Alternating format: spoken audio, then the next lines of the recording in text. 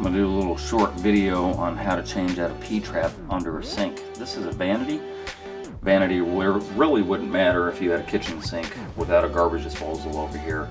Then you're going to see basically the same thing. You might have a double sink where it ties into the main drain. But a lot of people are kind of afraid of plumbing. I have seen over the years people that have done their own plumbing where they put plumber's putty on here because it constantly leaks, or they put plumber's putty back here, or they put caulking up under here, or they put tape or they put a lot of different products to try and stop it from leaking, because you get a little drip going on and you're like, wow, there's so many connections, I don't know which one is leaking. So none of that stuff is needed. There should never be any caulking, there should never be any plumber's putty, there shouldn't be any tape, there shouldn't be any type of expandable foam or anything to have a watertight seal. When these pipes go in here, they all have these connectors. So all these connectors, and there's 4 of them. There's one in the back, there's one at the beginning of the P-trap, or at the end, if you will, and then at the beginning of the P-trap, and then of course there's one for the extension.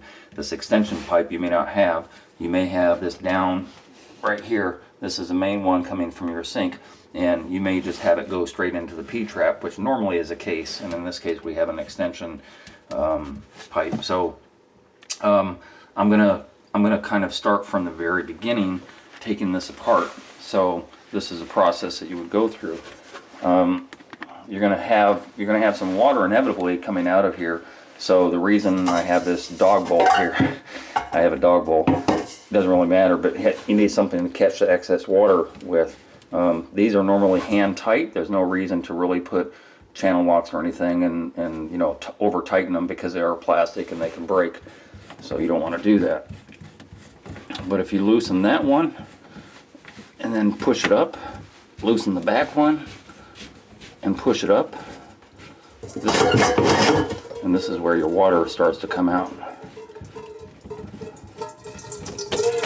So P-trap is always going to have water in it, and that is for gases. So now you would have gases coming out of here if you did not have a P-trap. That's the reason for that. So let me explain something real quick on here. All of these connectors on these male threads, all these connectors will go up and into this top nut right here, and this top nut has a flange. I can show you better than I can tell you. It has a tapered flange on the inside. This one is built into the nut, but some of them are free. In other words, well, that one's built in too.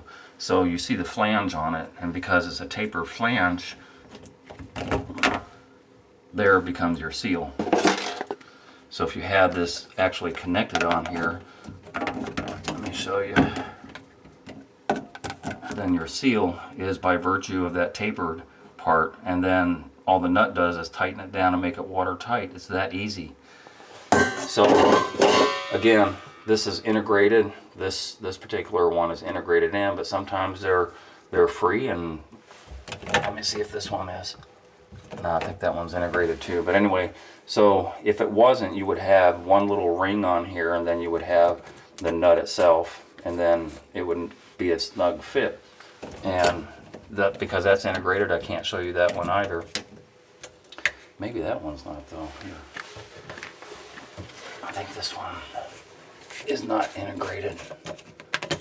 Right, so that's not integrated. So that's what you're going to see is this part here that you saw, and the other part is integrated. So that would be the free one right there.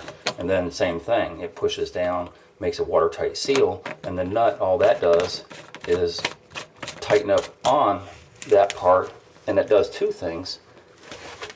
It keeps the water in, but when you tighten it down, that ring I just showed you gets compressed down, and when it gets compressed down, it becomes a watertight seal.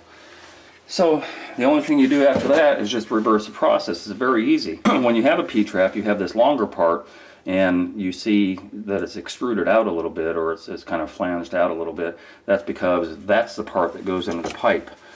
The straight down spout is that part goes into there. That's why you have that. So your smaller end would go in the back. It always is that way. And so you just match the two, just like that. Match the two up. And then there's nothing more to do than turn these nuts, the front one and the back one. So the front one is finger tight. Put the back one finger tight. You do both of them finger tight first. And then after both of them are a good snug fit,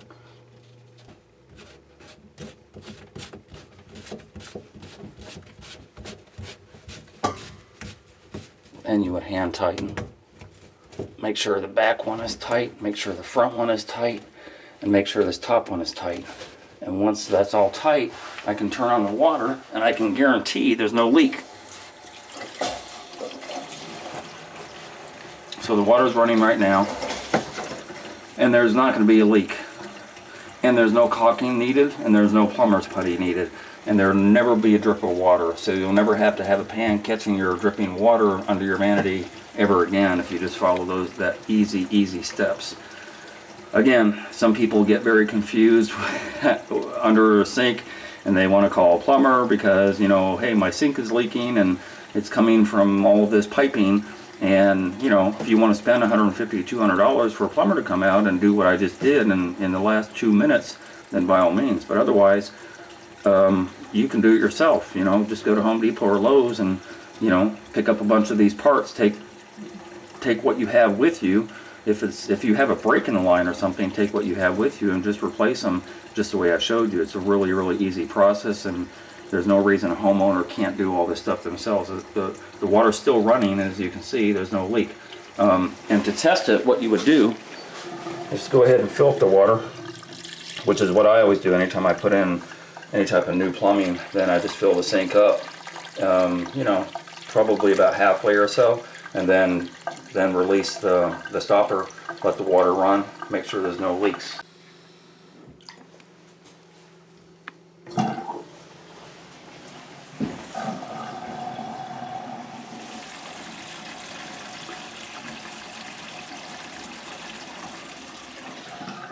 Okay, no leaks, just as I said.